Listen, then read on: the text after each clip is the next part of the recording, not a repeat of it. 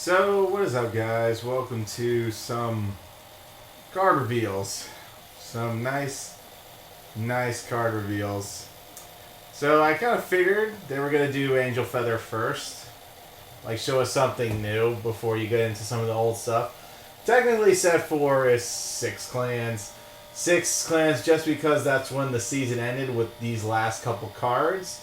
And then they go on to a new season. So, if they're going to do this every time, I don't know how many seasons of G there was, but it looks like we're really pushing G here because dropping 6 clans in one set is a little bit too much for my blood. That's why I tell you guys just stick to clan events. You don't have to worry about a gacha. You just grind that, and I think you'll be happy with whatever deck you make with whatever clan you like to play. Tachi's, anything. And hopefully Great Nature is the clan event because we didn't see them in forever. Maybe it's Great Nature and Nubatama. We'll have to wait and see. But Great Nature, we need to see what Crayon Tiger's actually going to do for us in the future. But anyways, let's get started talking about some Angel Feather cards. A Stand Trigger G0. Generation Break 1, CB1 to return this unit to the deck. Choose a card in your jams. This says choose. This isn't no self-pinger, people. This says choose a card in your jams. It returns to the bottom of your deck, then shuffle the deck, so it's not technically on the bottom. So this Stand Trigger legit recycles whatever you need. Shuffle the deck, then put the top card of your damage zone face up.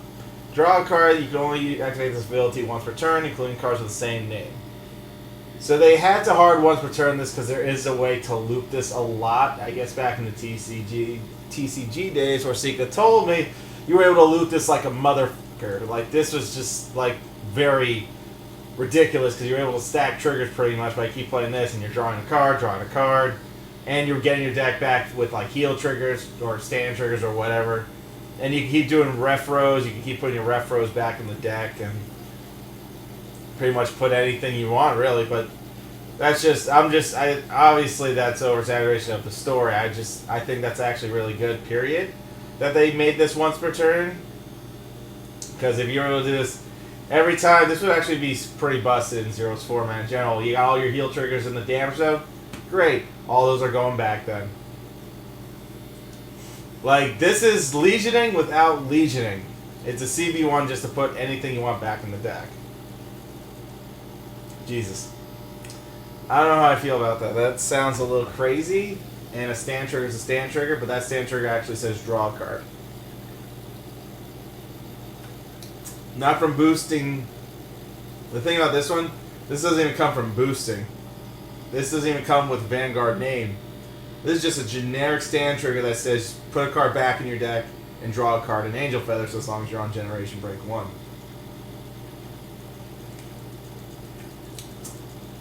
I gotta be honest with you.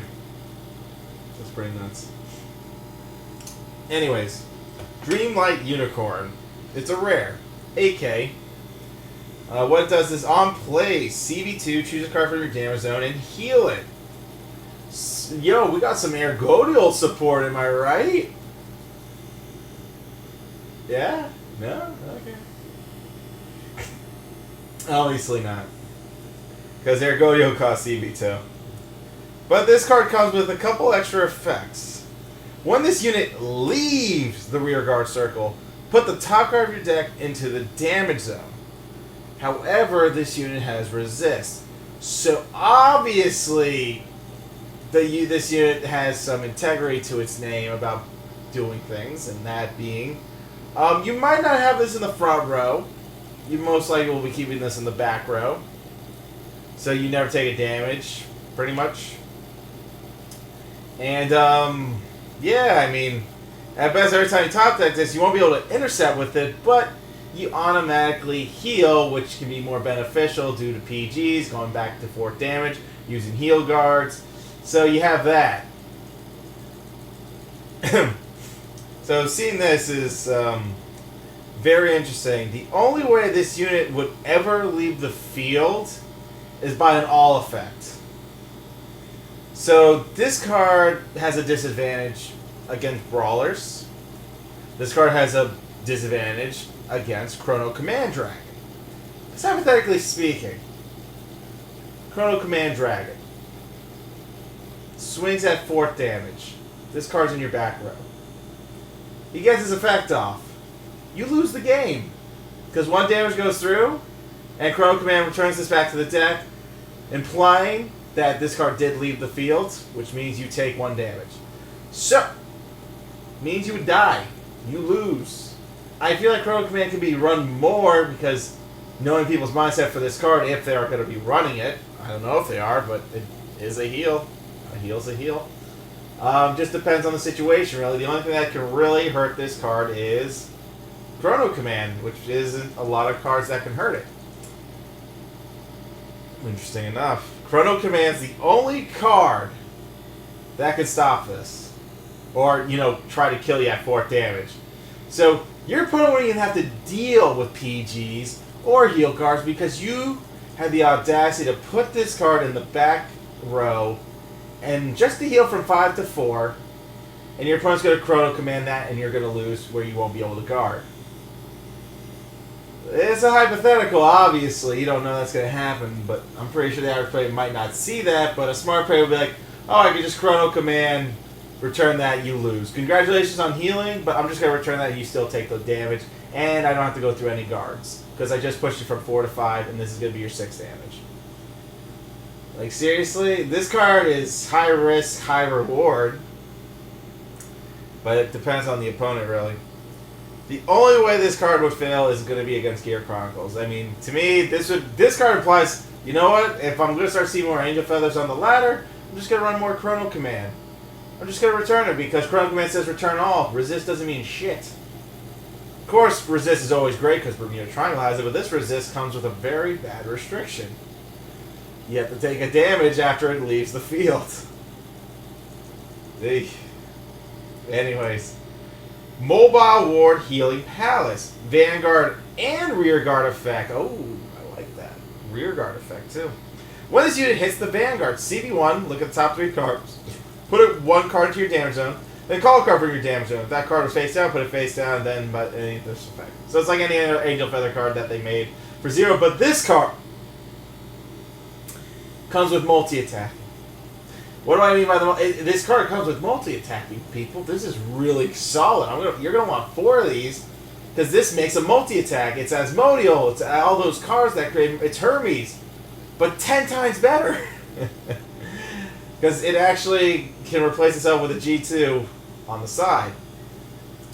Or whatever's in your damage zone. And it says look at 3 cards too, and then you put a card into your damage zone.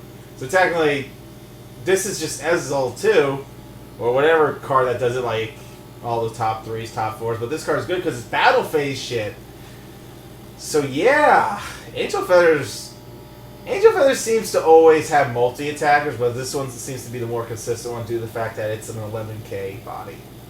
That's going to be a little bit more effective versus how we have to use Hermes with Asmodeal back now, but with the update to the other Brandgate user, the other Brandgate unit, the other Brandgate Legion. I mean, that's very doable too, because the Brandgate unit called Hermes with an extra 5,000 power, so they made her good.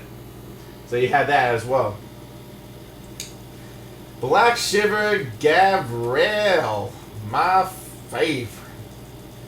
When your card is put into the damage zone until the end of the turn, this unit gets the following ability.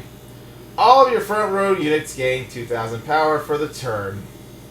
That's nice when you're at Generation Break 2, though. So when your card is put into the damage zone, all your units get 2,000 power. So obviously, I guess you're at 4th damage and they killed the 8k. All your front rows get 2,000. She becomes a 13k body. Anyways, when your G unit strides, CB1, look at 3 cards from the top of your deck, put 1 card in the damage zone, then call a card. Nice. Pretty much you're just working with your damage zone. I don't know the rest of the support for this deck, but I mean, I'm still thinking Nauseos for the counter charging just in case. CV heavy stuff. Because you already got Rockaro, and you're going to be doing a lot of calling from your deck where you don't have to put a card from your hand into the damage zone anymore, because these cards are all just pull a card, bam, then call the card. So technically Nauseal could be more conserved for your hand for your CB management, and that's going to help you in the long run. So that's pretty interesting there. They also have a G Persona, which no one sent me a picture because everyone's a filthy freaking casual. So I gotta go back in my Discord. I gotta go look at this freaking card. I have to travel a distance. Excuse the rock memes. Where's this a-hole? So now I gotta go in here. There it is. So pretty much what this card does is pretty straight. It's a Generation Break 2. It says G Persona Blast Heal 1. Isn't that great? It's just a Generation Break. It's not CB. There's no CB involved with this card. It's G Persona Blast. That's it. So maybe 4 is going to be the average use for this card because you're healing back to 4 while you're holding on to guards in your hand so you don't, die. You know what I'm saying? Anyways, let's just watch the video, like we always do. We'll see what kind of plays is going on here. You know how we do these things. Give me 1 sec. Let me set up our little monitor here. Not that monitor. Should be this monitor. Yeah, it's this one. Alrighty. We're going to set this up, and let's take a little gander at what we're dealing with in Angel Feathers.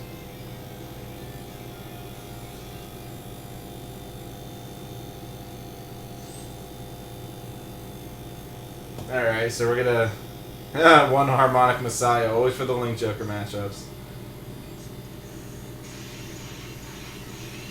Alright, so we're striding, okay. Keep in mind, he has 5 CV. He has 5 CV right now. We're going to CB1. Look at the top cards in our deck. Put a card in a damage zone and call. So he's going to put a Naciel in just to countercharge, I guess? Or he's going to call one of his G2. No, he's actually doing that. So he's playing Daniela in this scenario. So obviously this is where we're going to use a little bit more of the CV management because Daniela works that way. So again, like we said, the deck is going to involve more of the, calling from the thing. Oh, is that a Generation Break? No, I thought that was. She confused me with that one. Alright, so we're about to see Roloff. Roloff just targeted a heal check. So it went back in the deck. And he drew it. Seems like my type of RNG.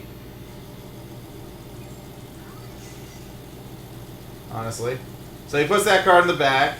So here we go. He's going to heal. So that's the whole point. You want to put the card in the back. That's what they're really showing it. The card has to go in the back, period. She G Personas. Now she heals again. Oh, that's going to make sense. And that way Chrono Command can't do shit. Ah, okay. Okay, cool. That makes a lot more sense. You don't want Chrono Command to do anything, really. Yeah, you're going to attack with that because you have your Iron Castle moving Howls. A lot of triple rares I'm seeing. That's another triple rare. So he's going to attack with his Iron Castle. Iron Castle tags out because of its effect. And you get to look at top 3 cards. Put a card you want into the damage zone. So you're still going to use Naciel for like some type of hand management, I guess. I'm guessing if that card gets called back out, give it 2,000 power. And I think it attacks again, it gains 2,000? Or nothing. Nothing happened. Nothing happened. Alright. So judging from that, that alone, so there is going to be a lot to Angel Feathers. I mean, it seems like I would say there is some meta stuff with it. I can't call it meta because obviously I don't call anything meta unless, I test it with my shitty RNG. If my shitty RNG can overcome it, then yeah, that shit's meta as fuck. And the X already proved to me that it can because the X works for me, so yeah, that's meta. See, I know it's a meta deck when it highly functions. If it doesn't function right, then it's not a meta deck. Am I right? Because it's my RNG. My RNG is the meta translator. Is this meta? Possibly not. But if I keep... No. If I keep losing, it's not a meta deck. No, scratch that. If I lose, the deck is meta. There you go. That was the same. Every time I would lose with a meta deck, the deck is considered meta. Because I'm playing it. If I'm losing it, that deck is hella meta. But see how these cards are and getting a first glimpse at our banner card. Again, GR, you need 4. I think you need 4 of that in general. Because honestly, that's legit having 6 heals. Having that so far is 6 heals. Heal guards adds up with that, so that's like there 6. And you're running the unicorn, that's more healing, so 7 to 8. You have a lot of healings with the deck. It's just how you play it, really. I mean, are you going to use an AK intercept? No, you're always going to throw in the back, and if you put another one, then you got to make sure your columns hit. If you're going to, be freaking high and mighty with your attack patterns. But yeah, that G3 is definitely solid stuff, but I think you're only using this G2, like, maybe you're doing like 2?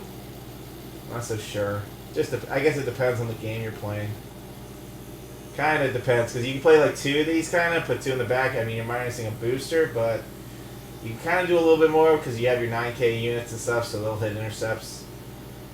And since you're healing, you're technically not taking the damage, so you'll be going back up to 1600 anyways.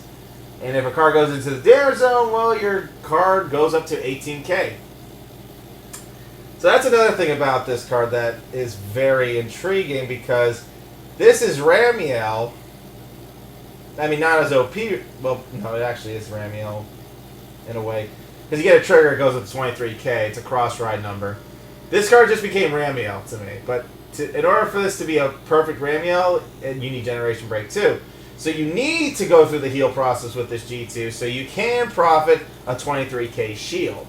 23K shields are pretty pogs, I won't lie. And it says every time a unit goes to the damage zone. Every time. So, yeah. That's interesting as well. Yeah, this is going to be interesting. Angel Feathers is going to be very interesting. I think this could be pretty good. I don't know if it's meta-worthy. I guess it comes down to how Japan plays it. We'll see. But some of the stuff looks really good. I mean, you're healing. They can't kill the AK they used to heal. Unless they Chrono Command Dragon it. Yeah, honestly. Oh yeah, don't forget. Do not put that in a column for Root Flare. Yeah, don't do that either. Don't be stupid. Root Flare can kill that. Don't do anything stupid. For the love of God. All I ask is you don't put that card in the back row when you're in a Kagura match. Root Flare is going to be coming back just for that card, and people are going to be idiots putting the AK in a column to the right, and then it's going to get blown up and you'll lose. You really want that? No, I don't think so. Hey. No one wants that. So be careful of Root Flare. Anything with that whole all thing, it's very, very tricky stuff. It's very tricky stuff. You gotta be careful with those. Because keep in mind, Brawlers could just come back just because if people are gonna be like, oh, they're playing Angels and shit, so Brawlers will possibly make more of a dent in this deck because of that AK, if people are running it. The AK seems like a fun gimmick, but I mean, if you're running it, just beware of the consequences. That's all I can really tell you. Alright, that's all we have for you today. Y'all be good. Y'all stay safe. We'll see you all another time. Peace out.